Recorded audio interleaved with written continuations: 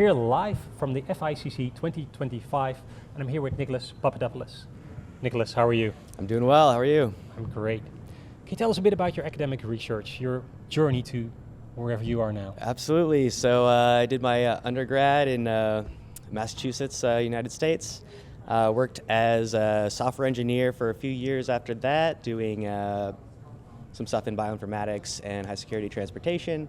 I ended up taking an interest in quantum computing. Okay. And was working also as a software engineer in a quantum computing startup. Just before going back to school to pursue a higher education degree in quantum computing. Okay. So that's what I've been doing for the last 4 years now. Which brings us to your paper, because you have already presented. What was it about?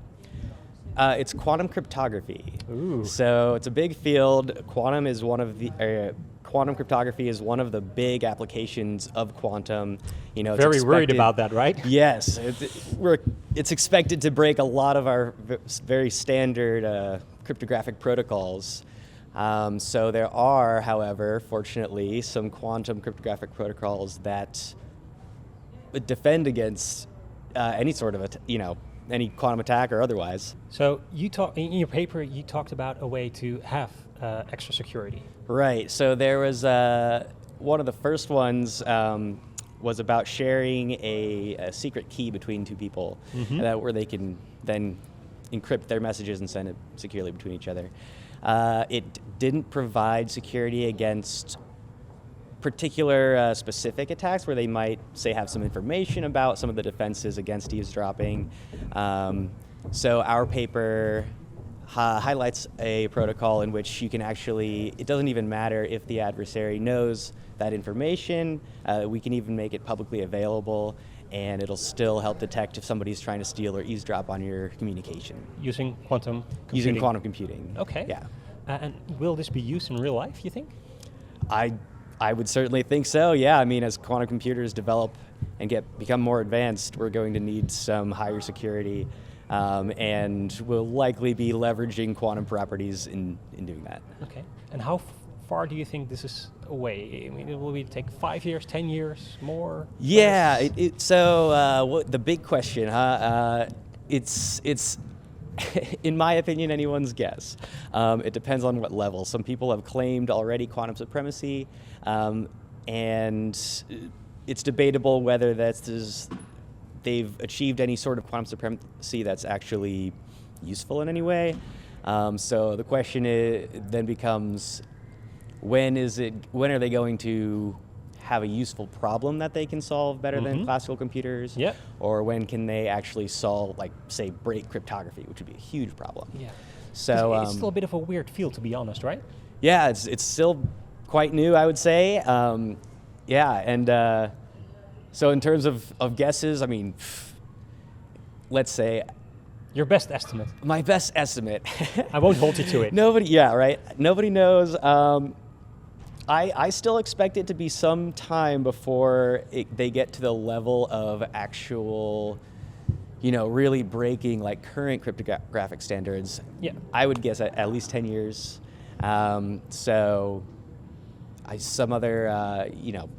guesses all the way from, just a couple of years, 5 years, up to 20 years is some common guesses. And some people say that it'll just never happen anyways, so. We'll find out. We'll find out. Is there a little known fact about your research that most people would find hard to believe?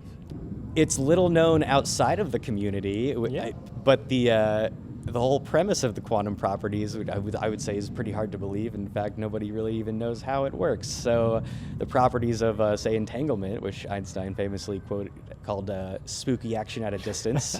Nobody really knows how this works, but luckily we're able to leverage it. But basically, two quantum particles entangled with each other are somehow affected. You can observe one light years and light years away from the other, and the other one will be affected in a correlated manner instantaneously. And no one really knows why, but pretty cool. Weird, but yeah, that's what it is. Okay. Is there anything you will be working on from now on? Anything I'll be working on from now on? I hope to continue doing quantum algorithms. Or quantum software engineering if that ever becomes available. Okay, makes sense. About the conference, how was your experience so far? Conference has been great so far. Very well organized, super interesting talks. Everybody's got great papers. Yeah, I've had a great time. We had a couple of keynotes as well. How were those?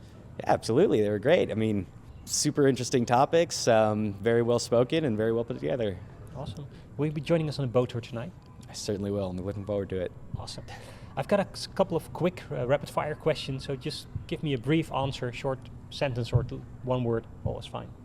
What's an important skill for a researcher to have? Curiosity. Which industry will be most impacted by AI in the upcoming 5 years? Tech. Yeah. AI or human intelligence? What about them? Which one do you prefer? Which one do I prefer? Yeah, human intelligence. I mean, supplemented by AI. Is AI consciousness possible? I would say no. Not true consciousness, but maybe replicative. Okay. What's a big research motivation for you? Curiosity. Yeah. Is there a book or research you could recommend somebody who's interested in your field? Well, Nielsen and Chuang is the big work. I still refer to it all the time. I think it's it's got all the good information in it, and it's good for however long you're working in the field. So, during your research, did you receive any advice that would be good to share with other people as well? Just to keep pursuing what you're interested in, and you'll have ups and downs as everyone does, but you stick with it, and you'll be able to make it. Okay, Nicholas, thanks so much for your time, and enjoy the rest of the conference. Thank you very much.